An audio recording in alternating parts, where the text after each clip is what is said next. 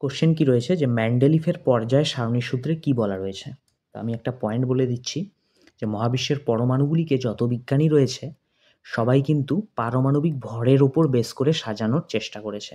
অনেক সময় অপশনে কিন্তু পারমাণবিক ভরের পরিবর্তে পারমাণবিক গুরুত্ব থাকতে পারে। তোমরা কিন্তু ঘাবড়াবে না, দুটো একই জিনিস, ঠিক আছে? তো সব বিজ্ঞানী তাহলে পারমাণবিক ভর বা গুরুত্বের উপর বেস করে সাজানোর কিন্তু চেষ্টা করেছে। আর ইংলিশে হলে কি হবে বলো তো? পারমাণবিক মানে অ্যাটমিক, আর ভরকে আমরা ইংলিশে কিন্তু মাস বলি, ঠিক আছে? বাট আধুনিক পর্যায় সারণী যদি দেখো তোমরা, মানে অন্য যে কোনো বিজ্ঞানী বাদে যদি দেখো তোমরা আধুনিক লেখা রয়েছে, তাহলে কিন্তু পরমাণুগুলিকে মনে রাখবে পারমাণবিক সংখ্যার উপর ভিত্তি করে সাজানো রয়েছে। তাহলে পারমাণবিক সংখ্যাকে আমরা ইংলিশে কি বলবো? Atomic number. অ্যাটমিক নাম্বার, তাহলে কিন্তু তোমরা খেয়াল রাখবে। তাহলে এই কোশ্চেনটা কি রয়েছে? কোশ্চেনটা রয়েছে ম্যান্ডেলিফের পর্যায় সারণীর সূত্রে কি বলা রয়েছে? তাহলে এখানে কিন্তু কোনো আধুনিক নেই। তাহলে আমরা আধুনিক থাকলে আমি কি বললাম যে পারমাণবিক সংখ্যার উপর বেস করে। আর অন্য যে কোনো বিজ্ঞানী দেখলেই তোমরা দেখবে যে কোন অপশনে পারমাণবিক ভর বা ইংলিশে বললে অ্যাটমিক মাস রয়েছে, বা পারমাণবিক ভরের পরিবর্তে কি থাকতে পারে? পারমাণবিক গুরুত্বও কিন্তু থাকতে পারে। এগুলো কিন্তু খাতায় নোট করে নেবে তোমরা। তাহলে দেখো এই অপশনেই শুধু রয়েছে পারমাণবিক ভর, তাহলে এটাই রাইট অ্যান্সার হয়ে যাবে। তাও আমরা একবার দেখে নিই যে পর্যায় সারণীর সূত্রে, মানে ম্যান্ডেলিফের পর্যায় সারণীর সূত্রে কি বলা রয়েছে। যে মৌলের ধর্মগুলো হবে এখানে একটু টাইপিং মিস্টেক, যে মৌলগুলোর ধর্ম তাদের ক্রমবর্ধমান, এখানে কিন্তু ক্রমবর্ধমান হবে, মৌলগুলির ধর্ম তাদের ক্রমবর্ধমান পারমাণবিক ভরের সাথে পর্যায়ক্রমিক হয়। মোট কথা এখানে বলতে চেয়েছে মৌলগুলিকে যদি পারমাণবিক ভরের ভিত্তিতে যদি ক্রমবর্ধমান মানে ছোটোর থেকে যদি বড় হিসেবে সাজানো হয়, তাহলে কি হবে? একটা পর্যায়ে গিয়ে ধর্মগুলো কি হবে? পর্যায়ক্রমিক মানে রিপিট হবে কিন্তু, ঠিক আছে? তাহলে এখানে রাইট অ্যান্সার আমাদের কি হয়ে যাবে? এ নাম্বার রাইট হবে। আর যদি আধুনিক পর্যায় সারণী বলতো তাহলে কিন্তু কোন অপশন রাইট হতো? যেখানে পারমাণবিক সংখ্যা থাকবে সেটা রাইট হতো। বোঝা গেল? কোশ্চেন কি করেছে যে সমান্তরালভাবে কয়েকটা রোধকে সংযোগ করলে তুল্য রোধ নিচের কোন বিকল্পের সাথে সমতুল্য হবে? দেখো, রোধগুলোকে আমরা দুই সমবায় হয় শ্রেণীতে নালে সমান্তরালভাবে কিন্তু যোগ করতে পারি। আর মনে রাখবে তোমরা, সমান্তরালভাবে যোগ করলে তুল্য রোধ সবসময় কি হয় বলো তো? কমে যায়। তাহলে সমান্তরালে তুল্যরোধ সবসময়ের জন্যই কম মান আসে, আর শ্রেণীতে সবসময় মান কি হয়? বেড়ে যায়। এবার কোশ্চেনে বলেছে যে কোন বিকল্পটা কোশ্চেনের সঙ্গে সমতুল্য হবে। আর কোশ্চেনে দেখলাম আমরা কি রোধের মান কিন্তু কমে গেছে, তাহলে আমাদের দেখতে হবে কোন অপশনে রোধের মান কমে গেছে, তাই না? তো সেটা বের করার জন্য আমাদের দুটো ফর্মুলা জানতে হবে। এক নাম্বার ফর্মুলা হচ্ছে রোধ আর দৈর্ঘ্য এল এর সঙ্গে কিন্তু সমানুপাতিক হয়। সমানুপাতিক শব্দের অর্থ হচ্ছে রোধের মানে দৈর্ঘ্যের মান বাড়লে রোধের মানও বাড়বে, দৈর্ঘ্যের মান কমলে রোধের মানও কমবে, মানে একই হবে আর কি। এটা বাড়লে এটাও বাড়বে, এটা কমলে এটাও কমবে। আর দুই নাম্বার যেটা আমাদের জানতে হবে সেটা হচ্ছে রোধের মান মনে রাখবে ক্ষেত্রফলের সঙ্গে ব্যস্তানুপাতিক, মানে উল্টো হয়। তাই আমরা 1/a মানে ভগ্নাংশের নিচে লিখব, ঠিক আছে? মানে উল্টো, মানে তাহলে রোধ ক্ষেত্রফলের সঙ্গে ব্যস্তানুপাতিক, এর অর্থ হচ্ছে উল্টো, মানে ক্ষেত্রফল বাড়লে রোধ কমবে আর ক্ষেত্রফল কমলে রোধ বাড়বে। আর দেখো তোমরা কোশ্চেনটা ইজিলি সলভ করতে পারবে। তাহলে আমাদের কোশ্চেনে কি রয়েছে দেখলাম আমরা, যেহেতু সমান্তরাল সমবায় রোধগুলো যোগ রয়েছে তাই রোধের মান কিন্তু কমে গেছে, তাহলে আমাদের রোধের মান কি আনতে হবে? কম। তাহলে আমরা দেখি অপশনগুলো কি কি রয়েছে। শেষের থেকে যদি অপশনগুলো দেখি, শেষের অপশন কি রয়েছে? রোধের মান বৃদ্ধি। তাহলে তো এটা সমতুল্য হবেই না, কারণ কোশ্চেনে রোধের মান আমরা দেখলাম কমে গেছে, কারণ সমান্তরাল সমবায়ে তুল্য রোধের মান কমে যায়। এখানে রোধের মান বৃদ্ধি বলেছে, তাহলে 4 কাটা গেল। তারপর 3 বলেছে পরিবাহীর দৈর্ঘ্য বৃদ্ধি। আমরা কি জানি? রোধের সঙ্গে দৈর্ঘ্য সমানুপাতিক। সমানুপাতিক মানে একই হবে, দৈর্ঘ্য বাড়লে রোধও বাড়বে। তাহলে এখানেও 2 নম্বরে যেহেতু বলেছে দৈর্ঘ্য বৃদ্ধি, তার মানে রোধও কি হয়ে যাবে? বেড়ে যাবে, যেহেতু সমানুপাতিক, তার মানে এটাও কাটা, আমাদের রোধের মান কম আনতে হবে। 2 নম্বরে কি বলেছে? যে ক্ষেত্রফল হ্রাস। আর ক্ষেত্রফল আর রোধ কিন্তু ব্যস্ত হয়, মানে ব্যস্তানুপাতিক সম্পর্ক, মানে উল্টো। ক্ষেত্রফল কমলে কিন্তু তার মানে কি হবে? রোধ বেড়ে যাবে। তার মানে 2এও আমরা কি দেখলাম? যেহেতু ক্ষেত্রফল হ্রাস পেয়েছে তার মানে রোধ কিন্তু বেড়ে যাবে, তার মানে এটাও কাটা। আর 1 নম্বরে কি রয়েছে? যে ক্ষেত্রফল বৃদ্ধি। আর ক্ষেত্রফল বাড়লে কি হয়ে যাবে? রোধের মান অবশ্যই কমে যাবে, যেহেতু ক্ষেত্রফল আর রোধ কি? ব্যস্ত সম্পর্ক, মানে একটা বাড়লে আরেকটা কমে। তার মানে একেই আমরা দেখলাম একমাত্র রোধ কমে, তাই 1 নাম্বারটাই সমতুল্য হবে কিন্তু। নেক্সট কোশ্চেন কি রয়েছে যে হাইড্রোজেন এবং অক্সিজেন থেকে জলের গঠন কোন বিক্রিয়ার উদাহরণ আমাদের কাছে জানতে চাইছে। তো বিক্রিয়াটা একটু দেখে নিই যে হাইড্রোজেন মানে হচ্ছে H2, অক্সিজেন মানে হচ্ছে O2। এই দুটো কম্বাইন হয়েই কিন্তু জল H2O তৈরি হয়। তাহলে এখানে আমরা কি দেখলাম যে H2 আর O2 কিন্তু কম্বাইন হয়ে একটা যৌগ উৎপন্ন করলো। তো যখন তোমরা দেখবে এরকম দুটো যৌগ একসঙ্গে হয়ে একটা যৌগ গঠন করছে তখন কিন্তু সেটা সংযোজন বিক্রিয়ার উদাহরণ হয়ে যায়। আর ইংলিশে বললে হচ্ছে কম্বিনেশন রিয়াকশন, মনে রাখবে, কম্বিনেশন রিয়াকশন।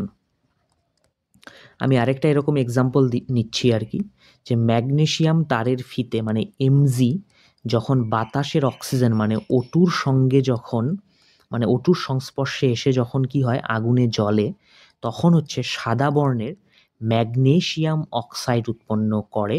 এটাও কিন্তু হচ্ছে সংযোজন বিক্রিয়ারই একটা উদাহরণ, কারণ এখানেও দেখো Mg আর O2 কম্বাইন হয়ে MgO তৈরি হলো। তাহলে পরীক্ষায় যদি আসে যে ম্যাগনেসিয়ামের ফিতে বাতাসের অক্সিজেনের সংস্পর্শে এসে যখন জ্বলে যখন সাদা রঙের ম্যাগনেসিয়াম অক্সাইড তৈরি হয়, তখন সেটা কোন বিক্রিয়ার উদাহরণ হবে? তখনও কিন্তু সেটা সংযোজন বা কম্বিনেশন রিয়াকশনেরই উদাহরণ হবে, কারণ এখানেও দুটো যৌগ একসাথে হয়ে একটা যৌগ গঠন করেছে। আর এরকম হলে সেটাকে আমরা সংযোজন বিক্রিয়া বলি। কিন্তু রয়েছে যে মূলের শীর্ষে ক্রমাগত কোষ বিভাজনের দ্বারা কি প্রকাশিত হয়। তো আমরা কি জানি মূল আর কাণ্ডের শীর্ষে বা অগ্রভাগে কোষ বিভাজনের দ্বারা কিন্তু মূল আর কাণ্ডের বৃদ্ধি হয়, আর সেই বৃদ্ধিটাকে কিন্তু আমরা মেরিস্টেমাটিক গ্রোথ বা মেরিস্টেমাটিক বৃদ্ধি বলি। তোমরা কিন্তু মনে রাখবে। তাহলে মূলের শীর্ষে বা কাণ্ডের শীর্ষে যে কোষ বিভাজনের দ্বারা বৃদ্ধি হয় সেটা কিন্তু মেরিস্টেমাটিক গ্রোথ বা মেরিস্টেমাটিক বৃদ্ধি নামে পরিচিত।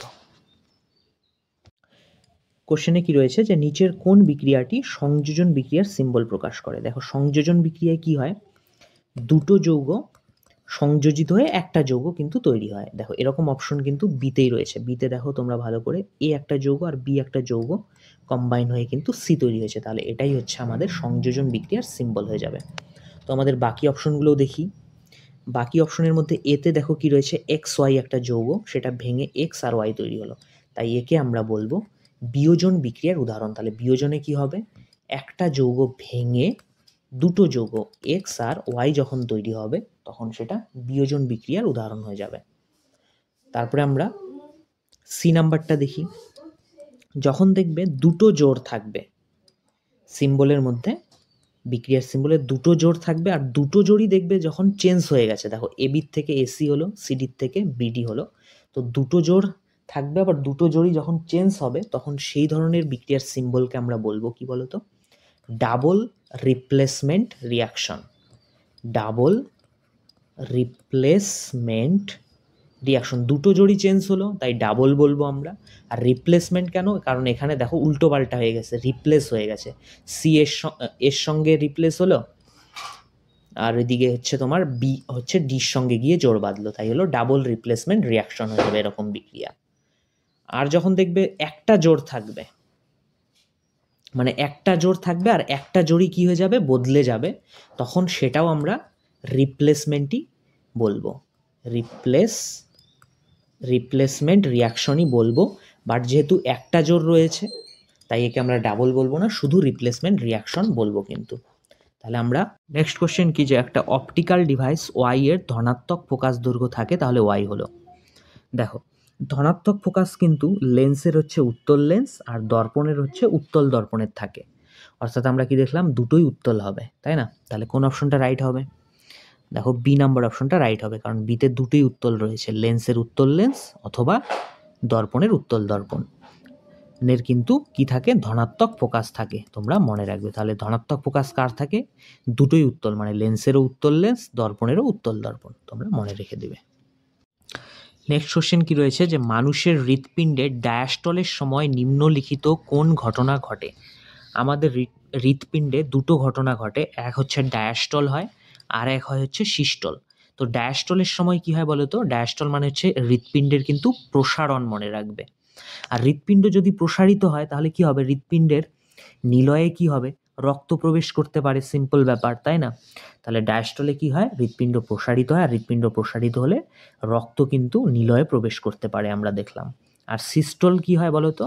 সিস্টোল মানে হচ্ছে হৃৎপিণ্ডের সংকোচন, আর সংকোচন হলে কি হবে? একটা চাপের সৃষ্টি হবে, আর সেই চাপ কি করবে? রক্তকে কিন্তু পাম্প করে নিলয় থেকে কি করবে? মহাধমনী আর ফুসফুসীয় ধমনীতে প্রেরণ করতে পারে। ঠিক আছে? তার মানে ডায়াস্টলে কি হয়? রক্ত নিলয়ের মধ্যে আসে, যেহেতু ডায়াস্টল প্রসারিত হচ্ছে তাই রক্ত নিলয়ে প্রবেশ করতে পারে। আর সিস্টোলে যেহেতু কি হচ্ছে? মানে হৃৎপিণ্ডটা সংকুচিত হচ্ছে, তাই একটা মানে প্রেসার ক্রিয়েট হয়, আর সেই প্রেসারের জন্যই কিন্তু রক্ত নিলয় থেকে বের হয়ে যায়। কোথায়? মহাধমনী আর ফুসফুসীয় ধমনীতে। এবার কোশ্চেনটা আমরা সলভ করতে পারবো ইজিলি। দেখো কি বলেছে কোশ্চেনে, যে হৃৎপিণ্ডের ডায়াস্টলের সময় নিম্নলিখিত কোন ঘটনা ঘটে? তো দেখো অপশন সিতে রয়েছে রক্ত নিলয়ে প্রবেশ করে, কারণ ডায়াস্টলে হচ্ছে কি হয়? হৃৎপিণ্ড প্রসারিত হয়, যার জন্য রক্ত ইজিলি নিলয়ের মধ্যে প্রবেশ করতে পারে। আর সিস্টোলের সময় কি হয়? একটা চাপ সৃষ্টি হয়, আর সেই চাপের জন্য রক্ত নিলয় থেকে কি হয়? বেরিয়ে যায়। বেরিয়ে কোথায় যায়? মহাধমনীতে যায়, আর ফুসফুসীয় ধমনীর মাধ্যমে কিন্তু ফুসফুসে প্রবেশ করে। তাহলে বাকি অপশনগুলো হচ্ছে সিস্টোলের সময় হয়, আর সি অপশনটা ডায়াস্টলের সময় হয়, কিন্তু মনে রাখবে। নেক্সট কোশ্চেন কি রয়েছে, যে ক্যালসিয়াম সালফেট ডাইহাইড্রেট কার রাসায়নিক নাম? দেখো ক্যালসিয়াম সালফেট মানে হচ্ছে CaSO4, ক্যালসিয়াম সালফেট। ডাইহাইড্রেট, ডাইয়ের জন্য 2 লিখবো, আর হাইড্রেট মানে হচ্ছে আমরা জল লিখবো H2O। এবার ক্যালসিয়াম সালফেট ডাইহাইড্রেট বা CaSO4 2 অণু জল কিন্তু তোমরা মনে রাখবে জিপসামের রাসায়নিক নাম। এবার মজার ব্যাপার হচ্ছে এই ক্যালসিয়াম সালফেট ডাইহাইড্রেট মানে 2 অণু জল থেকে যদি কিছু জল বেরিয়ে যদি হাফ অণু জল থাকে, মানে CaSO4 আর হচ্ছে হাফ অণু জল থাকে, সেটাই কিন্তু হয়ে যায় প্লাস্টার অফ প্যারিস। তাহলে আমরা প্লাস্টার অফ প্যারিসেরও সংকেত কিন্তু শিখলাম, যে CaSO4 হাফ অণু জল হচ্ছে প্লাস্টার অফ প্যারিসের সংকেত, আর জিপসাম হচ্ছে CaSO4 2 অণু জল। তাহলে আমাদের মনে রাখা কিন্তু সহজ, যে জিপসাম হচ্ছে ক্যালসিয়াম সালফেট 2 অণু জল, আর সেখান থেকে যদি কিছু জল বেরিয়ে যায়, হাফ অণু জল থাকে, মানে CaSO4 হাফ অণু জল, তাহলে সেটাই হয়ে যায় প্লাস্টার অফ প্যারিসের সংকেত। তাহলে আমাদের এখানে জিপসামের সংকেত আমরা জানলাম, আর হচ্ছে প্লাস্টার অফ প্যারিসের কিন্তু সংকেত জানলাম। এবার বেকিং পাউডারের সংকেতটাও তাহলে আমরা জেনে নিই, কারণ পরীক্ষায় জিজ্ঞাসা করে। মনে রাখবে সোডিয়াম বাইকার্বনেট NaHCO3, তাহলে সোডিয়াম বাইকার্বনেট বা NaHCO3 কিন্তু বেকিং সোডা বা বেকিং পাউডারের কিন্তু সংকেত। আর এদিকে ওয়াশিং সোডা হয় হচ্ছে সোডিয়াম কার্বনেট, মনে রাখবে সোডিয়াম কার্বনেট মানে হচ্ছে Na2CO3। তাহলে সোডিয়াম কার্বনেট হচ্ছে আমাদের ওয়াশিং সোডার সংকেত, আর সোডিয়াম বাইকার্বনেট মানে NaCO3 হচ্ছে বেকিং পাউডারের সংকেত। আর ওইদিকে হচ্ছে ক্যালসিয়াম সালফেট ডাইহাইড্রেট হচ্ছে একটা জিপসামের সংকেত। এবার ডাইহাইড্রেট থেকে যদি হাফ অণু জল থাকে, সেটাই হয়ে যায় প্লাস্টার অফ প্যারিস, তোমরা মনে রাখবে। কোশ্চেন কি রয়েছে, যে নিচের রেচনতন্ত্রের ছবি থেকে পার্ট A আর পার্ট B এর কাজ কি হবে আমাদের আস করেছে। তো পার্ট A হচ্ছে, দেখো তোমরা ভালো করে, একটা কিডনি বা বৃক্কের ছবি দেখিয়েছে, আর পার্ট B হচ্ছে কিডনি থেকে যে গোবিনি বা ইউরেটার বের হয় সেটা দেখিয়েছে।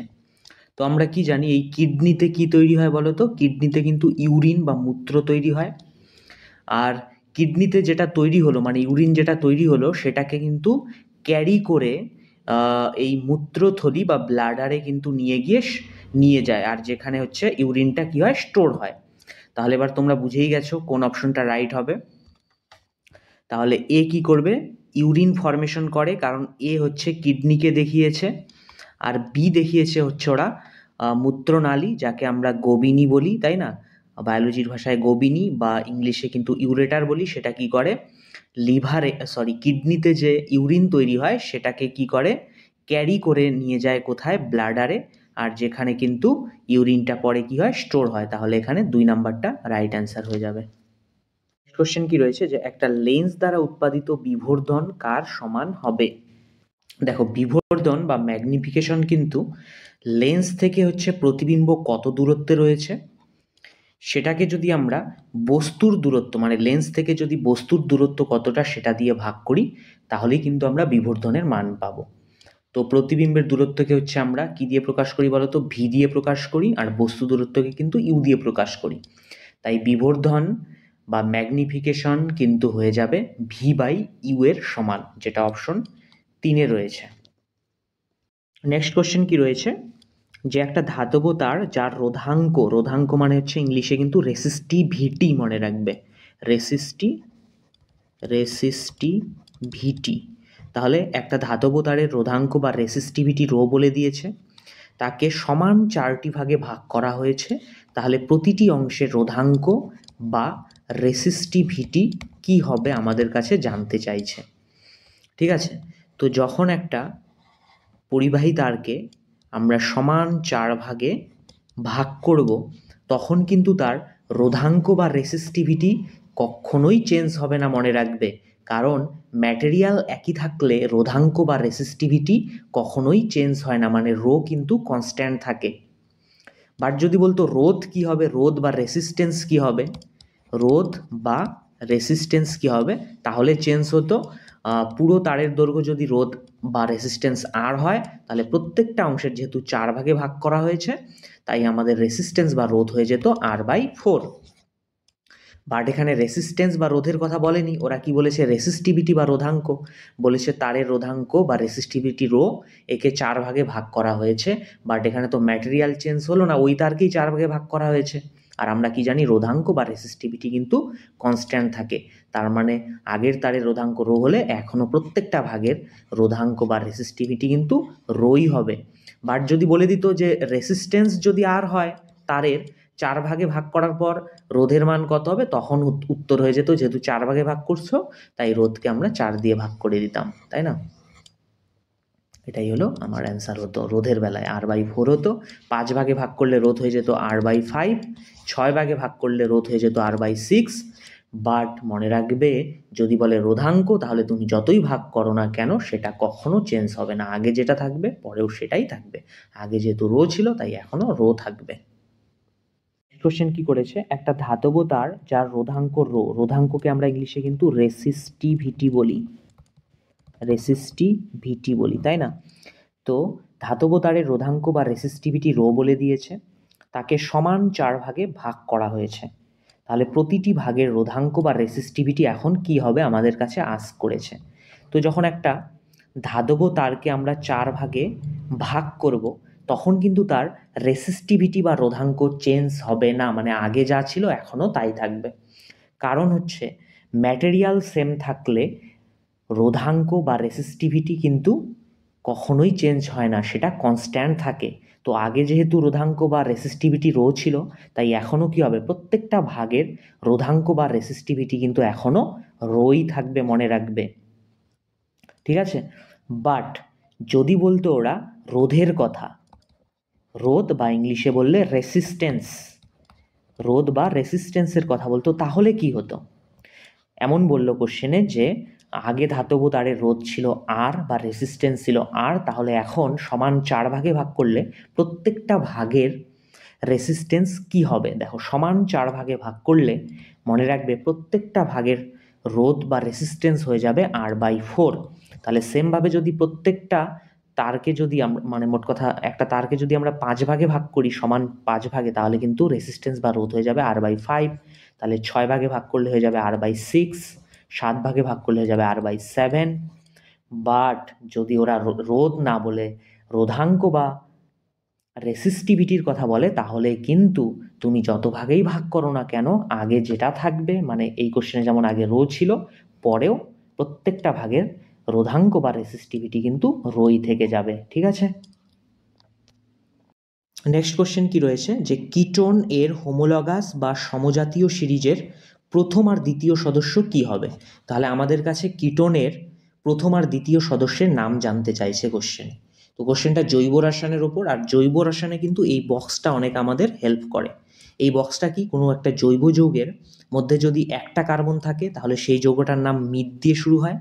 2টো কার্বন থাকলে যৌগের নাম ইথ, 3টে থাকলে প্রোপ, 4টা থাকলে বিউট, 5টা থাকলে পেন্ট, 6টা থাকলে কিন্তু হেক্স দিয়ে শুরু হয়। তো আমাদের প্রথম 6টা তো অবশ্যই জানতে হবে, তোমরা 10টাই কিন্তু জেনে রাখবে। তো এখানে আমাদের কার হোমোলগাস সিরিজের প্রথম আর দ্বিতীয় সদস্য জানতে চাইছে, কিটোনের। তো মনে রাখবে, জৈব যৌগে যত যৌগ রয়েছে সবার কিন্তু প্রথম সদস্যের মধ্যে কয়টা কার্বন থাকে বলো তো, একটা কার্বন, অর্থাৎ যৌগের নামটা কি দিয়ে হবে, তাহলে মিথ দিয়ে স্টার্ট হয়। বাট এক্সেপশন হচ্ছে কিটোন, সেই জন্যই তো কিটোনের ওপর কোশ্চেনটা করে। কারণ কিটোনের যে প্রথম সদস্য, সেখানে একটা কার্বন থাকে না, কয়টা কার্বন থাকে বলো তো, 3টে কার্বন থাকে। ঠিক আছে? তাহলে নেক্সটটায় কয়টা থাকবে? 4টা কার্বন, তারপরটায় 5টা, তারপরটায় 6টা। তাহলে আমাদের কিটোনটা কিন্তু এক্সেপশন, কারণ এখানে কিটোনের প্রথম সদস্যের কার্বন সংখ্যা কিন্তু একটা থাকে না। কয়টা দিয়ে শুরু হয়? 3টা দিয়ে শুরু হয়। ঠিক আছে? তাহলে কিটোনের প্রথম সদস্যের নাম কি দিয়ে শুরু হবে? প্রোপ দিয়ে। তাহলে তোমরা দেখো 1 নম্বর অপশনেই কিন্তু প্রোপ দিয়ে রয়েছে, বাকিগুলো কিন্তু কোনোটাতেই প্রোপ দিয়ে নেই, তাই না? তাহলে প্রথম সদস্য হবে তাহলে প্রোপ দিয়ে, আর দ্বিতীয় সদস্য কি হবে? প্রোপের পরে কয়টা কার্বন হবে? তাহলে 4টা কার্বন, আর 4টা কার্বন থাকলে কি হয়? বিউট। তার মানে পরেরটা হয়ে যাবে বিউট দিয়ে। আর কিটোনের শেষে থাকে আনন, তাহলে প্রোপ আর আনন মিলে প্রোপানন, আর বিউট আর আনন মিলে বিউটানন হয়ে যায় কিন্তু। ঠিক আছে? তো তোমরা এটা মাথায় ঢুকিয়ে রাখো যে বাকি জৈব যৌগগুলোর প্রথম সদস্য হচ্ছে একটা কার্বন, মানে মিথ দিয়ে শুরু হবে, বাট কিটোন কিন্তু 3টা কার্বন, তার মানে প্রোপ দিয়ে শুরু হয় প্রথম সদস্যটা। ঠিক আছে? কোশ্চেনটা খুব ভালো করে স্টাডি করো, যে একটা চুম্বককে যখন একটি কুণ্ডলীর কাছে নিয়ে যাওয়া হয় তখন সেই কুণ্ডলীর মধ্যে তড়িৎ প্রবাহ আবিষ্ট হয়। তাহলে কোশ্চেনে কি বললো? একটা কুণ্ডলীর কাছে যখন চুম্বককে নিয়ে যাওয়া হবে তখন সেই কুণ্ডলীর মধ্যে কিন্তু তড়িৎ প্রবাহ আবিষ্ট হবে। এবার সেই আবিষ্ট তড়িৎ প্রবাহের মাত্রা বৃদ্ধি করার জন্য কোন পদ্ধতি ব্যবহার করা যেতে পারে? কোশ্চেনটা আমরা একটু ছবির মাধ্যমে বুঝি। দেখো, একটা যখন চুম্বককে যখন আমরা এই যে কুণ্ডলীর কাছে নিয়ে যাব, কুণ্ডলীটা কিন্তু একটা তারের কুণ্ডলী। ঠিক আছে? তো চুম্বককে যখন একটা আমরা কি করব? তারের কুণ্ডলীর কাছে নিয়ে যাব, তখন এই কুণ্ডলীর মধ্যে কি হবে? তড়িৎ প্রবাহ আবিষ্ট হবে। এবার কোশ্চেন করেছে সেই আবিষ্ট তড়িৎ প্রবাহের মান কিভাবে বাড়ানো যায়। মনে রাখবে 3টে পদ্ধতির মাধ্যমে আবিষ্ট তড়িৎ প্রবাহের মান বাড়ানো যায়। এক হচ্ছে মেরু শক্তি বাড়িয়ে, মানে চুম্বকের যে 2 মেরু রয়েছে, উত্তর মেরু বা নর্থ পোল, আর হচ্ছে দক্ষিণ মেরু বা সাউথ পোল, তো সেই 2 মেরুর শক্তি বাড়িয়ে হচ্ছে আবিষ্ট তড়িৎ প্রবাহের মানটা বাড়ানো যায়। আর এক হচ্ছে কুণ্ডলীর পাক সংখ্যা বাড়িয়ে, এই যে তারের যে কুণ্ডলীটা রয়েছে সেই পাকের সংখ্যা যদি আমরা আরও বাড়িয়ে দেই, আরও যদি আমরা পাক বৃদ্ধি করি, তাহলেও কিন্তু আবিষ্ট তড়িৎ প্রবাহের মানটা বেড়ে যায়, মনে রাখবে। আর এক হচ্ছে গতি বাড়িয়ে, মানে এই চুম্বকটাকে যদি আমরা দ্রুত গতিতে কুণ্ডলীর কাছে নিয়ে যাই, আবার দ্রুত গতিতে যদি দূরে নিয়ে যাই, মানে দ্রুত গতিতে আমাদের কি করতে হবে? চুম্বকটাকে কুণ্ডলীর কাছে নিতে হবে, আবার দূরে নিতে হবে, কাছে নিতে হবে, দূরে নিতে হবে, এই প্রসেসটা আমাদের দ্রুত করতে হবে, তাহলেও আবিষ্ট তড়িৎ প্রবাহের মানটা বেড়ে যাবে। তাহলে কোশ্চেনটা এবার সলভ করিও। কি রয়েছে প্রথমটাতে? যে কুণ্ডলীতে ঘূর্ণনের সংখ্যা, এখানে ঘূর্ণন হবে না, এটা পাকের সংখ্যা হবে, টাইপিং মিস্টেক এখানে একটু হয়েছে। তো কুণ্ডলীতে পাকের সংখ্যা বৃদ্ধি করে, হ্যাঁ, কুণ্ডলীতে যদি আমরা পাকের সংখ্যা যদি বাড়াই তাহলেও কিন্তু আবিষ্ট তড়িৎ প্রবাহের মান বেড়ে যায়, তাহলে এটা ঠিকই হয়েছে। তারপর কি বলেছে? চুম্বকের গতি যদি আমরা বাড়াই, মানে চুম্বকটাকে যদি আমরা দ্রুত গতিতে কি করি, কুণ্ডলীর কাছে নেই আর দূরে নেই, কাছে নেই দূরে নেই, এই প্রসেসটা দ্রুত গতিতে করলেও কিন্তু আবিষ্ট তড়িৎ প্রবাহের মান বেড়ে যায়, তাহলে এটা ঠিকই বলেছে। 3 নম্বরে কি বলেছে? তারের রোধাঙ্ক বৃদ্ধি করে, এটা কিন্তু ভুল বলেছে। কারণ হচ্ছে তারের রোধাঙ্ক যদি বাড়াই তাহলে তারের মধ্যে রোধটা বেড়ে যাবে, মানে বাধা বেড়ে যাবে, তখন কিন্তু তড়িৎ প্রবাহ আবিষ্ট হতে কিন্তু বাধাপ্রাপ্ত হবে, তাই এটা ভুল হয়ে যাবে। আর বাকি 1, 2 হচ্ছে আমাদের রাইট, যেটা হচ্ছে অপশন 4-এ রয়েছে। কোশ্চেন সলভ করার আগে একটা ট্রিক্স তোমরা ভালো করে মুখস্থ করে নাও। ট্রিক্সটা হলো যে উত্তম দর্পণের সামনে সমশিষ্যভাবে খাড়া হলে, এই যে লাল কালি দিয়ে যে লিখেছি সেটা দেখো, যে উত্তম দর্পণের সামনে সমশিষ্যভাবে খাড়া হলে নিজেকে অসৎ আর ছোট ভাবে। আমি এই ট্রিক্সের মাধ্যমে বলতে চেয়েছি যে উত্তম দর্পণের সামনে, মানে উত্তম হচ্ছে উত্তল, যে উত্তল দর্পণে প্রতিবিম্বটা কেমন হয় আর কি, প্রতিবিম্বের বৈশিষ্ট্যটা কেমন হয় সেটা আমি বলতে চেয়েছি। তো দর্পণের সামনে কেমনভাবে দাঁড়া হয়েছিল? সমশিষ্যভাবে খাড়া হয়েছিল, তার মানে প্রতিবিম্বটা হবে সমশিষ্য আর খাড়া। ঠিক আছে? নিজেকে কিভাবে? অসৎভাবে, মানে প্রতিবিম্বটা হবে অসৎ। আর কিভাবে? ছোটভাবে, মানে প্রতিবিম্বটা বস্তুর থেকে ছোট হবে। তাহলে বোঝা গেল ট্রিক্সটা কিভাবে আমি ইউজ করেছি। যে উত্তম দর্পণের সামনে, উত্তম দর্পণের সামনে দর্পণটা হবে উত্তল, সমশিষ্যভাবে খাড়া হলে মানে প্রতিবিম্বটা হবে সমশিষ্য খাড়া, নিজেকে অসৎ মানে প্রতিবিম্বটা হবে অসৎ, আর কিভাবে? ছোট হবে, মানে প্রতিবিম্বটা বস্তুর থেকে ছোট হবে। তাহলে আমরা কিন্তু উত্তল দর্পণের প্রতিবিম্ব সর্বদা কেমন হয় সেটা জেনে ফেললাম। তাহলে উত্তল দর্পণের প্রতিবিম্ব সর্বদা কি হবে? কিভাবে দাঁড়িয়েছিল, সমশিষ্যভাবে বা খাড়াভাবে দাঁড়িয়েছিল, তাই প্রতিবিম্বটা হবে সমশিষ্য বা খাড়া। তখন নিজেকে কি অসৎ আর কিন্তু ছোট ভাবে, তাহলে আমরা বৈশিষ্ট্য জেনে ফেললাম। এবার দর্পণটা যদি মানে দর্পণ না হয়ে লেন্স হয়, তাহলে কিন্তু সেটা আর উত্তল থাকবে না, সেটা হয়ে যাবে অবতল লেন্স। তো তোমরা দর্পণটা শুধু মনে রাখো, ঠিক আছে, তাহলেই হয়ে যাবে। যখন লেন্স দেখবে তখন তুমি মনে রাখবে যে সেটা আর উত্তল হবে না, উত্তলের উল্টা হয়ে যাবে, মানে অবতল লেন্স হয়ে যাবে, ব্যাস হয়ে গেল। আর আমাদের কি মনে রাখতে হবে, সাইন মনে রাখতে হবে, কিন্তু মনে রাখবে উ উ এর সাইন হচ্ছে সবসময় ধনাত্মক হয়, তাহলে উ উ উ উ সবসময় প্লাস হয়, মানে উত্তল মানে লেন্সও উত্তল, দর্পণও উত্তল হলে সাইনটা ধনাত্মক হবে।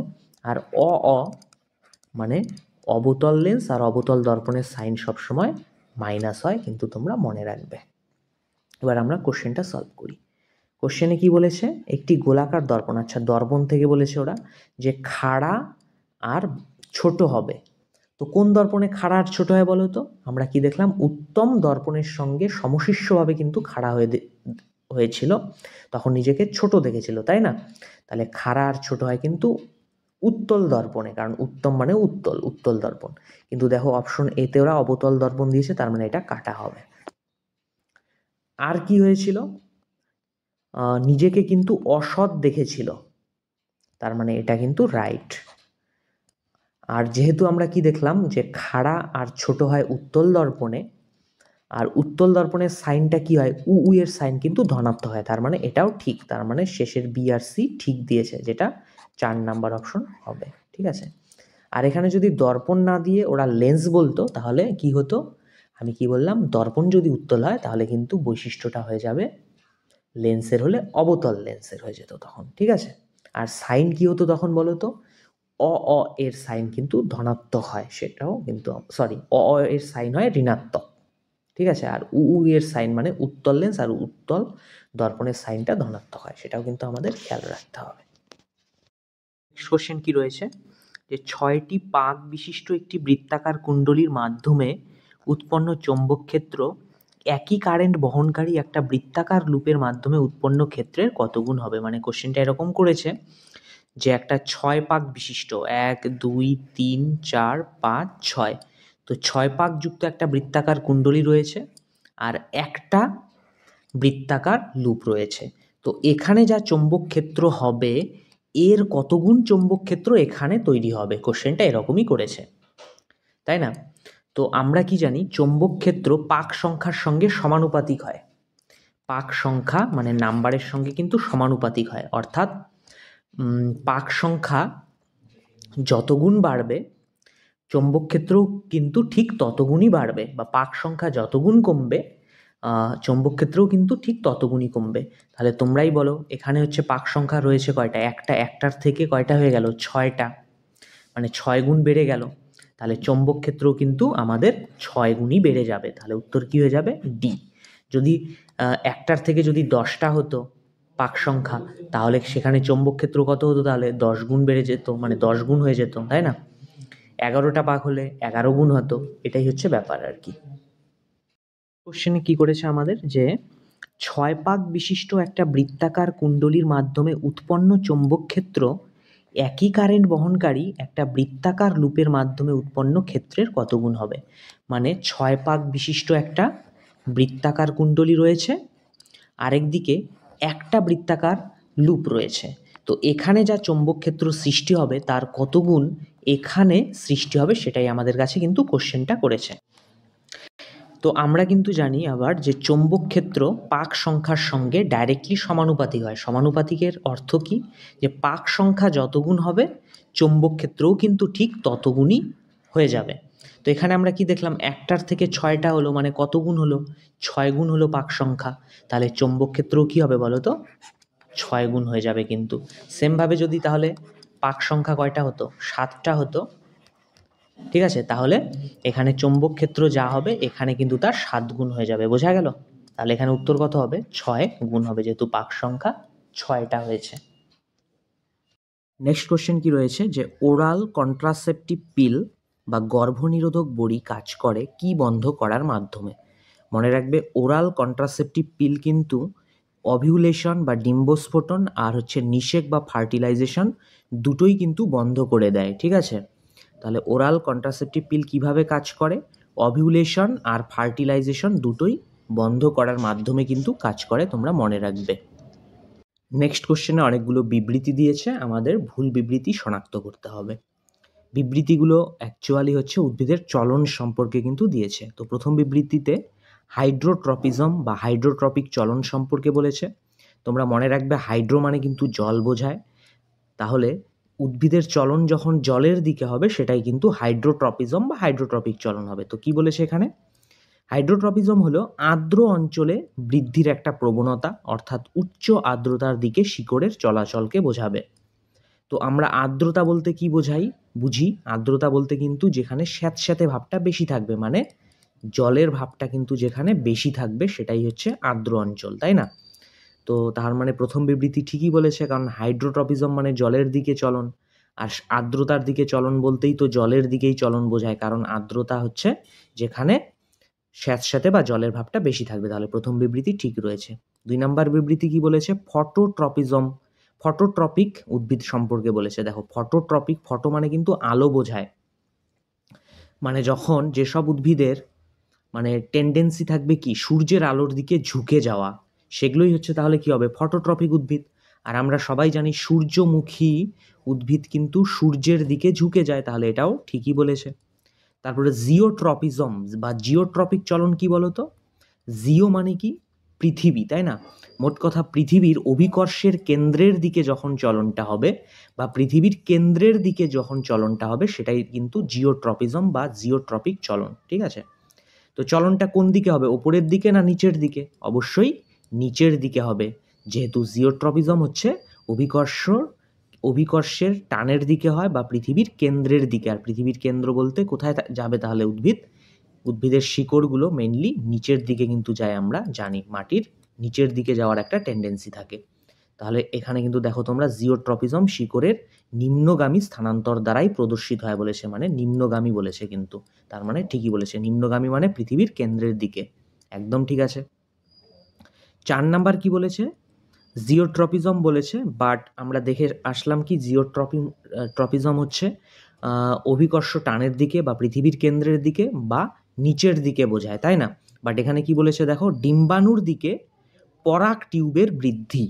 তাহলে আমাদের কিন্তু এটাই ভুল বিবৃতি, কারণ জিওট্রপিজমে তো আমরা দেখলামই কি হয়, বাট এখানে যে বৈশিষ্ট্যটা দিয়েছে যে ডিম্বাণুর দিকে পরাগ টিউবের বৃদ্ধি, এটা কিন্তু তোমরা মনে রাখবে কেমোট্রপিজমের উদাহরণ এটা, বা কেমোট্রপিক চলনের উদাহরণ, ঠিক আছে। কেমোট্রপিজমের উদাহরণ যে ডিম্বাণুর দিকে পরাগ টিউবের বৃদ্ধি, এটা তাহলে কেমোট্রপিজম বা কেমোট্রপিক চলনের উদাহরণ। খাতায় কিন্তু তোমরা নোট ডাউন করে রাখবে, বাট ওরা অপশনে দিয়েছে যে এটা জিওট্রপিজমের উদাহরণ, তার মানে এটাই ভুল বিবৃতি। তার মানে আমাদের সঠিক উত্তর কি হয়ে যাবে এখানে? 4 নাম্বার। বোঝা গেল? নেক্সট কোশ্চেন কি রয়েছে যে সব থেকে বেশি ইলেকট্রোপজিটিভ মৌল কোনটি হবে? দেখো ধাতুগুলো ইলেকট্রোপজিটিভ মৌল হয়, এবার সব থেকে বেশি ইলেকট্রোপজিটিভ মৌল কিন্তু সিজিয়াম হয়, যার সংকেত আমরা কি লিখি? সিএস। তাহলে এখানে কোনটা উত্তর হবে? সব থেকে বেশি ইলেকট্রোপজিটিভ মৌল কোনটি হবে? তাহলে সিজিয়াম হবে। তো মনে রাখবে কিন্তু সিজিয়াম কিন্তু মোস্ট ইলেকট্রোপজিটিভ এলিমেন্ট। কোশ্চেন কি রয়েছে যে রক্তচাপ নিরাময়ের জন্য কোন ঔষধি গাছটি সবচেয়ে ভালো? তো রক্তচাপ বা ব্লাড প্রেশার কন্ট্রোলের জন্য কিন্তু এই সর্পগন্ধা গাছের ছাল থেকে, কিসের থেকে বলো তো? ছালকে আমরা ইংলিশে কিন্তু কি বলি? বার্ক, তাই না? তো সর্পগন্ধা গাছের ছাল বা বার্ক থেকে কি পাওয়া যায়? সিঙ্কোনা পাওয়া যায়। সেই সিঙ্কোনা কিন্তু ব্লাড প্রেশার কন্ট্রোল করতে, মানে রক্তচাপ নিয়ন্ত্রণ করতে কিন্তু সাহায্য করে। তাহলে এখানে কোন অপশনটা রাইট হয়ে যাবে? 4 নাম্বার অপশন, কারণ সর্পগন্ধা গাছের ছালের মধ্যেই কি থাকে? সিঙ্কোনা থাকে, সেটাই হচ্ছে আমাদের রক্তচাপ নিয়ন্ত্রণ করতে কিন্তু সাহায্য করে। কোশ্চেন কি রয়েছে যে কোস্টিক সোডা সাধারণত ব্যবহার করা হয় না, মানে কোথায় কোস্টিক সোডা ব্যবহার করা হয় না? তো আগে আমরা কোস্টিক সোডার সংকেতটা জেনে নিই। কোস্টিক সোডার সংকেত কিন্তু NaOH, সোডিয়াম হাইড্রোক্সাইড, ঠিক আছে। তো তো এই কৌষ্টিক সোডা বা সোডিয়াম হাইড্রোক্সাইড কিন্তু বিভিন্ন ধরনের শিল্প, যেমন ডিটারজেন্ট শিল্প, কাপড় শিল্প, কাগজ শিল্প, পাল্প শিল্পে কিন্তু ব্যবহার করা হয়, মনে রাখবে তোমরা। বাট এটা কিন্তু অ্যামোনিয়া উৎপাদনে ব্যবহৃত হবে না, কারণ অ্যামোনিয়ার সংকেত কি বলতো? অ্যামোনিয়া মানে কিন্তু NH3, ঠিক আছে? এন মানে কি? নাইট্রোজেন। তোমরাই ভালো করে দেখো তো, সোডিয়াম হাইড্রোক্সাইডের মধ্যে কোথাও নাইট্রোজেন আছে কি? না, নেই, কারণ Na মানে তো সোডিয়াম, O মানে অক্সিজেন, H মানে হাইড্রোজেন, কোথাও নাইট্রোজেন নেই। তাহলে কিভাবে কস্টিক সোডা থেকে অ্যামোনিয়া উৎপাদন হবে, তাই না? তাহলে আমাদের এখানে কিন্তু উত্তর কোনটা হয়ে যাবে? 4 নাম্বার, কারণ অ্যামোনিয়া উৎপাদনে কিন্তু কৌষ্টিক সোডা ব্যবহার করা হয় না, ঠিক আছে? বাট তোমরা অবশ্যই মনে রাখবে কৌষ্টিক সোডা বিভিন্ন ধরনের শিল্প, কি কি? ডিটারজেন্ট শিল্প, কাপড় শিল্প, কাগজ শিল্প বা পাল্প শিল্পে কিন্তু কৌষ্টিক সোডা বা সোডিয়াম হাইড্রোক্সাইড ব্যবহার করা হয়। কোশ্চেন রয়েছে যে একটা নক্ষত্রের আপাত অবস্থার সামান্য পরিবর্তিত হতে থাকে কেন? দেখো, কোনো বস্তুর আপাত অবস্থান, স্পেশালি যেমন এখানে বলেছে যে নক্ষত্রের আপাত অবস্থান কেন পরিবর্তিত হয়, তারপর হচ্ছে যখন আমরা জলের নিচে কোনো বস্তুকে রাখি সেটাকে কিন্তু আমরা ওপরে দেখতে পারি, তো সেখানেও আপাত অবস্থার পরিবর্তনই হয়। তো এইসব আপাত অবস্থার পরিবর্তন আলোর কিন্তু প্রতিসরণ ধর্মের জন্য হয়, তোমরা মনে রাখবে। প্রতিসরণ বা ইংলিশে বললে রিফ্র্যাকশন। তাহলে বস্তুর আপাত অবস্থার পরিবর্তন আলোর প্রতিসরণ বা রিফ্র্যাকশনের জন্য হয়। এবার এই প্রতিসরণ বা রিফ্র্যাকশনটা কখন হবে? মনে রাখবে যখন মাধ্যমের ভৌত অবস্থা, স্পেশালি কোন ভৌত ধর্মটা বলো তো? মাধ্যমের ঘনত্বটা যখন কি হয়? পরিবর্তিত হতে থাকে, তখনই কিন্তু আলোর প্রতিসরণ হয়, আর এই আলোর প্রতিসরণের জন্যই বস্তুর আপাত অবস্থার পরিবর্তন হয়। তাহলে এখানে কোনটা রাইট অ্যান্সার হয়ে যাবে? 4 নাম্বারটা কিন্তু রাইট অ্যান্সার হয়ে যাবে, যে বায়ুমণ্ডলের ভৌত অবস্থা, স্পেশালি ঘনত্বটা কি হয়? পরিবর্তিত হতে থাকে, তাই হচ্ছে বস্তুর অবস্থার কিন্তু সামান্য পরিবর্তিত হতে থাকে, ঠিক আছে? কোশ্চেন কি রয়েছে যে নিচের কোন সেটের সমস্ত যৌগ একই সমজাতীয় সিরিজের অন্তর্গত? দেখো, একই সমজাতীয় সিরিজকে কিন্তু আমরা ইংলিশে হোমোলগাস সিরিজ বলি, মনে রাখবে, হোমোলগাস সিরিজ। এবার হোমোলগাস সিরিজের অন্তর্গত দুটো যৌগের মধ্যে কিন্তু একটা ডিফারেন্স থাকে, মনে রাখবে তোমরা, সেই ডিফারেন্সটা হচ্ছে CH2-র ডিফারেন্স থাকে। অর্থাৎ কার্বনের ডিফারেন্স হচ্ছে একটা হবে পরপর দুটো যৌগের মধ্যে, আর হাইড্রোজেনের ডিফারেন্স কিন্তু দুইটা হবে। তাহলে আমরা দেখি যে কোন সিরিজের মধ্যে কার্বন আর হাইড্রোজেনের ডিফারেন্স হচ্ছে CH2 রয়েছে। তো প্রথম শেষ থেকে যদি যাই, দেখো এখানেও C2 কার্বন, এখানেও C2, মানে কার্বনের কিন্তু এখানে ডিফারেন্স কিন্তু নেই কোনো, কিন্তু কার্বনের ডিফারেন্স কয়টা থাকতে হবে? একটা থাকতেই হবে, তার মানে 4 নাম্বার অপশন কাটা। 3-এ দেখো কার্বনের ডিফারেন্স ঠিক রয়েছে, 4 থেকে 5 হলো পরপর দুটো যৌগের মধ্যে, মানে একটা ডিফারেন্স ঠিক আছে। বাট হাইড্রোজেনের ডিফারেন্স কোনো ডিফারেন্স নেই, এখানেও 8টা, এখানেও 8টা, বাট হাইড্রোজেনের ডিফারেন্স কয়টা থাকতে হয়? দুটো হোমোলগাস সিরিজে, তাহলে এটাও কাটা। এখানেও দেখো 6-6, কার্বনের কোনো ডিফারেন্স নেই। বাট 1 নাম্বারটা যদি তোমরা ভালো করে ফলো করো, দেখো 3 থেকে 4 হলো, মানে কার্বনের ডিফারেন্স রয়েছে একটা। হাইড্রোজেন দেখো 8 থেকে 10 হয়েছে, তার মানে হাইড্রোজেনের ডিফারেন্স কিন্তু দুইটা, তার মানে CH2 হয়ে গেল আমাদের ডিফারেন্স পরপর দুটো যৌগের। তাহলে এখানেও আমাদের দেখতে হবে ঠিক আছে কিনা। কার্বন 4 থেকে কত হলো? 5, তার মানে অবশ্যই এখানেও কার্বনের ডিফারেন্স একটাই রয়েছে। 10 থেকে হাইড্রোজেন 12 হয়েছে, তার মানে হাইড্রোজেনের ডিফারেন্স দুটো, তার মানে এখানেও পরপর দুটো যৌগের মধ্যে কিন্তু CH2-রই ডিফারেন্স। তার মানে আমরা বলতে পারি 1 নাম্বার সিরিজটা কিন্তু পুরোপুরি হোমোলগাস সিরিজ হবে, ঠিক আছে? পরের কোশ্চেন কি করেছে যে একটা যৌন প্রজননকারী জীবে কটি অটোজোম থাকবে যদি ক্রোমোজোম সংখ্যা 18 হয়? তোমরা কিন্তু অবশ্যই মনে রাখবে যৌন প্রজননকারী জীবে সেক্স ক্রোমোজোম থাকে, আর কয়টা থাকে সেক্স ক্রোমোজোম? এক জোড়া বা দুইটা। তোমাদের কিন্তু অবশ্যই মনে রাখতে হবে যে সব যৌন প্রজননকারী জীবেই কিন্তু এক জোড়া বা দুইটা সেক্স ক্রোমোজোম থাকে, আর বাকিগুলো কি থাকে? বাকিগুলো কিন্তু হয়ে যায় অটোজোম হয়ে যায়, ঠিক আছে? তাহলে এখানে যদি মোট ক্রোমোজোম 18টা হয়, আর জীবটা যদি যৌন প্রজননকারী জীব হয়, তাহলে সেই জীবে সেক্স ক্রোমোজোম কয়টা থাকবে? আমরা দেখলাম দুইটা থাকবে। বাকিগুলো কি থাকবে? অটোজোম। বাকি কয়টা হবে তাহলে? 18 থেকে 2 গেলে কত হয়? 16। তাহলে কিন্তু এখানে 16টা অটোজোম থাকবে, বোঝা গেল? তাহলে আমরা যদি বলি কোনো একটা জীবের মধ্যে মোট ক্রোমোজোম আছে 36টা, আর জীবটা যদি যৌন প্রজননকারী হয়, তাহলে সেখানে অটোজোম কয়টা থাকবে বলো তো? দুইটা তো যাবে কিসে? সেক্স ক্রোমোজোমে, আর বাকি মানে হচ্ছে 36 থেকে 2 গেলে কত হয়, 34টা কিন্তু অটোজোম হয়ে যাবে। তাহলে তোমরা কিন্তু কোশ্চেনটা এইভাবে সলভ করবে, ঠিক আছে।